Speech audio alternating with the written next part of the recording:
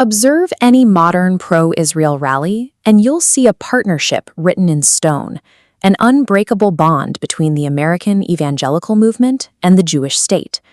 For nearly 2,000 years, however, this alliance was a historical impossibility. After the Roman Empire, Christian theology across Europe largely labeled the Jewish diaspora as the enemies of Christ.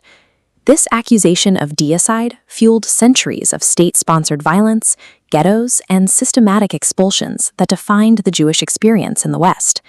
Survival during this era often meant fleeing to Islamic lands.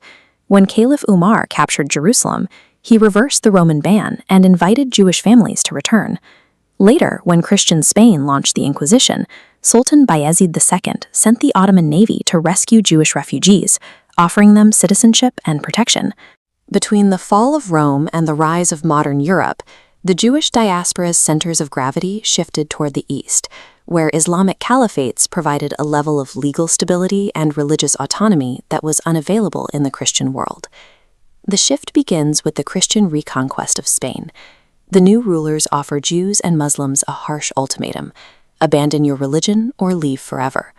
The Jewish diaspora is forced north, migrating straight into a deeply hostile Christian Europe. To control these incoming populations, European leaders pass strict discriminatory laws. They are banned from owning land, barred from the military, and stripped of property. Their only legal avenue for survival is commerce and trade. By locking Jews out of real estate, European kings inadvertently built a demographic with massive cash reserves. Monarchs tied all their wealth into land, meaning they constantly ran out of liquid capital. The landless Jewish diaspora quickly became the indispensable moneylenders to Europe's cash-poor empires, laying the exact foundation for modern international finance. This financial leverage takes a massive leap forward in Germany with Mayer Rothschild. He creates the world's first decentralized banking system by sending his 5 sons to major European capitals to establish interconnected financial hubs. This distributed network acts as a perfect defense mechanism. If a local monarch decides to attack a Jewish community or default on a loan, the other international branches absorb the shock and immediately cut off that monarch's access to capital. The network flexes its real geopolitical muscle during the Napoleonic Wars. When Napoleon's forces threatened to sweep across Europe, the Rothschilds do not back France. Instead, they funnel their capital directly into the British Empire. British forces use that massive financial backing to crush Napoleon. In return, Jewish financiers gain unprecedented direct access to the highest levels of European political power. Jewish survival in Europe is no longer about keeping your head down and seeking quiet refuge. By utilizing financial leverage, they insert themselves as the central engine driving the world's leading superpower. While Europe builds the financial engine, America provides the ideological spark. A book titled Jesus is Coming hits the market and shatters sales records. It convinces millions of American evangelicals that a Jewish state must be established in Palestine before Jesus can return to Earth. This massive wave of American religious fervor perfectly aligns with Zionism, a new political movement rising in Europe. Its leader, Theodor Herzl, steps up and makes a highly specific public prediction.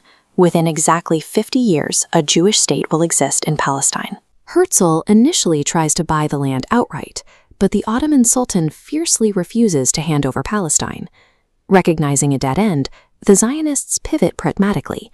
They take their entire lobbying effort directly to their powerful allies in the British government. World War I provides the geopolitical opening they need. British forces push deep into the Middle East, violently stripping control of Jerusalem and the surrounding territories away from the Ottoman Empire. Following the victory, British Foreign Secretary A.J. Balfour drafts a historic document. In exchange for the financial and political support of the global Jewish community during the war, he officially promises the full backing of the British Empire to establish a Jewish national home in Palestine. This moment brought ancient religious prophecy into the sphere of high-stakes diplomacy, merging private theological conviction with the official foreign policy of the largest empire on Earth. Then comes the brutal catalyst of World War II. Adolf Hitler's systematic extermination campaign leaves European Jews with a singular, desperate priority: escape Europe at all costs. This chart tracks the demographic shift in Palestine. Before the World Wars, the Jewish population hovered around 10%. Following the mass exodus from the Holocaust, that demographic surges past 30% in a matter of years. This massive influx of refugees completely overwhelms the region. The British Empire, bankrupted by World War II, can no longer control the escalating violence. They abandon the territory and hand the entire crisis over to the newly formed United Nations. The UN decides on a deeply unequal mathematical solution. In their 1947 partition plan, they allocate the majority of the land to the Jewish minority, who currently only account for a third of the population. The Arab population rejects the proposal outright. Led by the Grand Mufti of Jerusalem, Amin al-Husseini, they refuse to surrender their ancestral homes and farmland to accommodate a foreign demographic.